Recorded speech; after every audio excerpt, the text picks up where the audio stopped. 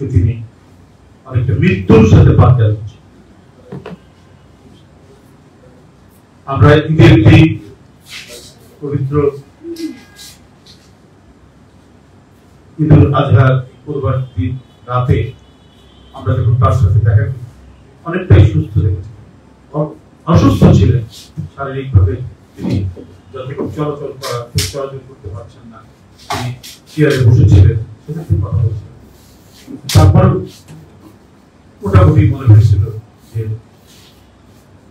তিনি কথাটা বলতে পারছেন, সবাইকে চিনছেন, স্বাভাবিক যে চলাচল এটা ছিল। তারপরেও যখন দেখেছিলাম সেটাতে মোটামুটি তিনি যখন সবাই চিনতে পারছেন, কথা বলতে পারছেন, দেখে খুব ভালো লাগছে। কিন্তু 2-3 দিন যেতে না যেতেই গতকাল গভীর রাতে ক্রমাগতভাবে অসুস্থ হয়ে এবং রাত 3:15টার সময় তাকে এভাবে কেয়ার হাসপাতাল সিসিইউ সেখানে নিয়ে যাওয়া, চিকিৎসাধীন অবস্থায় তিনি এখনো রয়েছেন।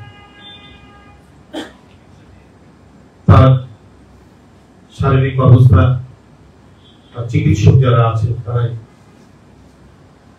ভালো বলতে পারবে।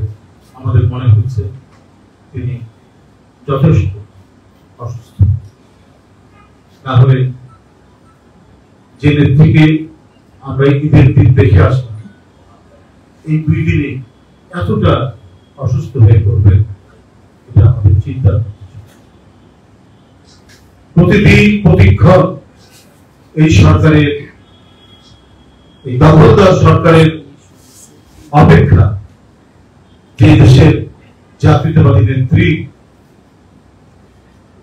কখন তিনি দুনিয়া ছেড়ে চলে যান, এই প্রতীক্ষায় মনে হয় তারা অপেক্ষা করছে।